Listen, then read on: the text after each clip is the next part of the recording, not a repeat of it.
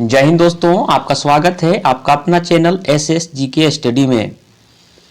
आज मैं आपके लेकर आया हूं सामान्य विज्ञान के प्रश्न जो आरआरबी ग्रुप डी एवं आरआरबी एनटीपीसी तथा असिस्टेंट लोको पायलट के जो CBT2 एग्जाम होना है, CBT2 का एग्जाम होना है, उसके लिए भी सामान्य रूप से उपयोगी है। जैसा कि जानते हैं आरआरबी ग्रुप डी में सामान्य विज्ञान से 25 प्रश्न पूछे जाएंगे। उसी सेट के आधार पर इस प्रश्न को तैयार किया गया है। तो देर ना करते हुए शुरू करते हैं। सामान्य विज्ञान का सेट 3 नंबर प्रश्न जो रहेगा 51 नंबर प्रश्न होगा, क्योंकि इसके पहले 50 प्रश्न का डिस्कशन हम करवाए हैं, उसे जाकर आप देख सकते हैं। 51 नंबर प्रश्न दिया हुआ है कि ओजोन परत अवशोषित करता है। तो आपको बता दें कि ओजोन परत जो है अवशोषित किसको करता है, कौन से किरणों को, पाराबैंगनी किरणें को। इसलिए राइट आंसर क्या हो जाएगा, ऑप्शन नंबर डी इसका राइट आंसर हो जाएगा, पाराबैंगनी किरणें। 52 नंबर प्रश्न जो दिया हुआ है उसे देख लेते हैं। गोबर गैस का प्रमुख घटक क्या है। तो आपको बता दें जो गोबर गैस में मुख्य रूप से पाया जाता है वह कौन सा होता है, मीथेन पाया जाता है। इसलिए राइट आंसर क्या हो जाएगा, ऑप्शन नंबर बी इसका राइट आंसर हो जाएगा, मीथेन। क्योंकि गोबर गैस का जो प्रमुख घटक है वह मीथेन है। इसका रासायनिक फॉर्मूला क्या होता है, CH4। इसे भी आप लोग ध्यान रखेंगे। 53 नंबर प्रश्न रहेगा, एक अशक्ति का विद्युत मान बराबर होता है, यानी कि 1 हॉर्स पावर बराबर कितना होता है। तो आपको बता दें 1 हॉर्स पावर बराबर 746 वाट होता है। इसलिए राइट आंसर क्या हो जाएगा, ऑप्शन नंबर बी 746 वाट। 54 नंबर प्रश्न दिया हुआ है, जब दूध को मथ लिया जाता है तो क्रीम इसके किसके कारण अलग हो जाती है। प्रश्न बहुत उपयोगी है, क्योंकि जब दूध को मथ लिया जाता है तो क्रीम जो अलग होता है वह किस कारण से अलग होता है। तो आपको बता दें क्रीम जो अलग होता है उसका कारण है अपकेंद्रीय बल। कौन सा कारण है, अपकेंद्रीय बल। इसलिए राइट आंसर क्या हो जाएगा, ऑप्शन नंबर ए इसका राइट आंसर हो जाएगा, अपकेंद्रीय बल। 55 नंबर प्रश्न दिया हुआ है, तारों का रंग किस पर निर्भर करता है। जैसा कि हम बता रहे हैं आपको कि जो इस सेट को जो तैयार किया गया है आरआरबी ग्रुप डी में जो है पिछले कई वर्षों में जो पूछा गया प्रश्न है उसी के आधार पर यह सेट है। इसलिए इस वीडियो को आप पूरा देखें तथा इसका लाभ उठाएं। तारों का रंग जो है किस पर निर्भर करता है। तो आपको बता दें जो तारों का रंग जो होता है वह किस पर निर्भर करता है, तापमान पे निर्भर करता है। इसलिए राइट आंसर क्या हो जाएगा इसका, ऑप्शन नंबर ए इसका हो जाएगा राइट आंसर, तापमान। जो तारों का रंग जो होता है वह तापमान को सूचित करता है। 56 नंबर प्रश्न दिया हुआ है, इलेक्ट्रॉनिक काम के लिए इस्तेमाल किए गए सोल्डर किस रचना में शामिल होता है। इसका प्रश्न पूछने का मतलब है कि सोल्डर किसका मिश्र धातु होता है। जो सोल्डर जो बनता है वह किन किन धातुओं के मिश्रण से बनता है। तो आपको बता दें सोल्डर का जो मिश्रण होता है वह सीसा और टीन का मिश्रण होता है। किसका होता है, सीसा और टीन का। इसलिए राइट आंसर क्या हो जाएगा, ऑप्शन नंबर बी इसका राइट आंसर हो जाएगा, सीसा और टीन। 57 नंबर जो प्रश्न दिया हुआ है उसे देख लेते हैं कि समीकरण E बराबर mc² किसने ज्ञात किया। समीकरण जो है E बराबर mc² है वह किसने दिया था, तो दिया था अल्बर्ट आइंस्टीन ने। इसलिए राइट आंसर क्या हो जाएगा, ऑप्शन नंबर सी इसका राइट आंसर हो जाएगा, अल्बर्ट आइंस्टीन। 58 नंबर प्रश्न देखते हैं, मानव शरीर में प्रचुर मात्रा में कौन सा तत्व पाया जाता है। तो मानव शरीर में जो है प्रचुर मात्रा में कौन सा तत्व पाया जाता है, ऑक्सीजन पाया जाता है। इसलिए राइट आंसर क्या हो जाएगा, ऑप्शन नंबर ए इसका राइट आंसर हो जाएगा, क्योंकि मानव जो शरीर है उसमें सबसे प्रचुर मात्रा में पाया जाने वाला तत्व कौन सा है, ऑक्सीजन है। 59 नंबर प्रश्न दिया है, टमाटर का लाल होने का क्या कारण है। तो टमाटर का जो लाल होने का कारण है वह कौन सा है, वह लाइकोपीन है। लाइकोपीन के कारण ही टमाटर में लाल दिखाई पड़ता है। और प्रश्न आता है कि जो पत्ती होता है हरा क्यों दिखाई पड़ता है, क्लोरोफिल के कारण। किसके कारण, क्लोरोफिल के कारण। और यदि हल्दी का जो पीला रंग है वह कुरकुमीन के कारण पीला होता है। इसे भी याद रखेंगे आप लोग। 60 नंबर जो प्रश्न दिया हुआ है, 2 समांतर दर्पणों के बीच प्रतिबिंब बनते हैं। यानी प्रश्न पूछ रहा है कि 2 समांतर दर्पणों के बीच कितने प्रतिबिंब बनते हैं। तो प्रतिबिंब बनते हैं कितना, अनंत बनते हैं। राइट आंसर क्या हो जाएगा, दो समांतर दर्पण है उनके बीच बनने वाला जो प्रतिबिंब की संख्या होती है वह अनंत होती है, इसलिए राइट आंसर क्या हो जाएगा, ऑप्शन नंबर डी इसका राइट आंसर हो जाएगा अनंत। 61 नंबर प्रश्न दिया हुआ है, एक्सरे का आविष्कार किसने किया था। जो एक्सरे है इसका आविष्कार किसने किया था, रोएंटजन ने किया था, इसलिए याद रखिएगा इसको, एक्सरे का आविष्कारक कौन थे, रोएंटजन। राइट आंसर क्या हो जाएगा, ऑप्शन नंबर सी इसका राइट आंसर हो जाएगा, रोएंटजन ने। 62 नंबर जो प्रश्न दिया हुआ है, वायुमंडलों में बादलों के तैरने का क्या कारण है। जो वायुमंडल में जो बादल तैरते हैं इसका क्या कारण है, तो इसका निम्न घनत्व के कारण जो बादल है वायुमंडल में तैरते हैं, इसलिए राइट आंसर क्या हो जाएगा, ऑप्शन नंबर बी इसका राइट आंसर हो जाएगा। वायुमंडल में जो बादलों का तैरने के कारण है वह निम्न घनत्व है। 63 नंबर जो प्रश्न दिया हुआ है उसे देख लेते हैं, परमाणु बम का सिद्धांत आधारित है।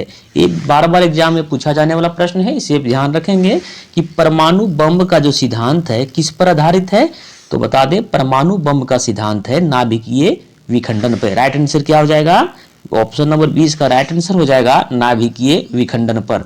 यही प्रश्न रहता है कि हाइड्रोजन बम का सिद्धांत किस पर आधारित है, तो हो जाएगा क्या, नाभिकीय संलयन पर हो जाता है। नाभिकीय संलयन पर कौन सा, हाइड्रोजन बम, लेकिन यह पूछ रहा है क्या, परमाणु बम का सिद्धांत। तो परमाणु बम का सिद्धांत है वो नाभिकीय विखंडन पर आधारित है, इसलिए राइट आंसर क्या हो जाएगा, ऑप्शन नंबर 20 का राइट आंसर होगा।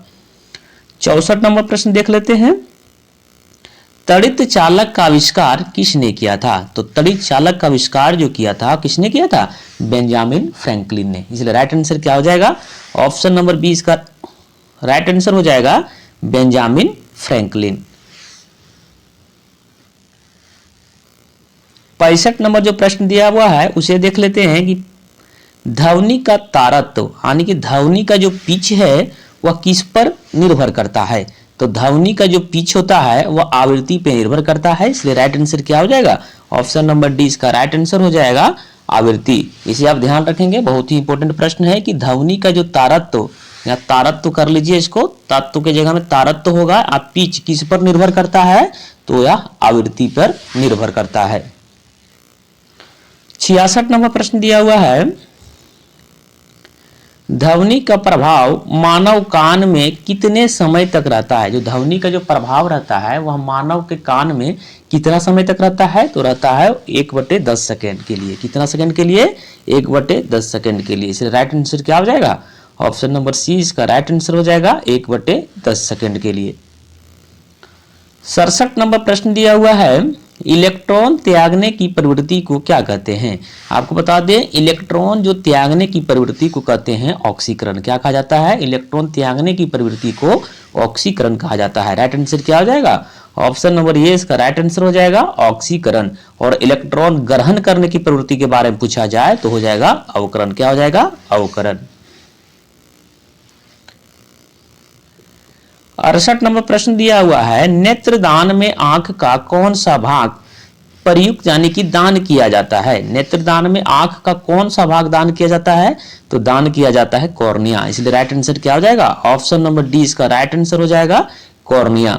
लेकिन प्रश्न पूछता है इस प्रकार से पूछता है, अगर आप जानते हैं तो कमेंट में बताइए कि मानव आंख पर जो प्रतिबिंब बनता है वह कहां पे बनता है। अगर आप उसका जवाब जानते हैं तो कमेंट में बताइए। 69 नंबर प्रश्न दिया हुआ है, पीएच का निर्धारण किसने किया था। जो पीएच स्केल है उसका निर्धारण जो है किसके द्वारा किया गया था, तो सोरेनसन के द्वारा किया गया था। किसके द्वारा, सोरेनसन के द्वारा। राइट आंसर क्या हो जाएगा, ऑप्शन नंबर सी इसका राइट आंसर हो जाएगा सोरेनसन के द्वारा।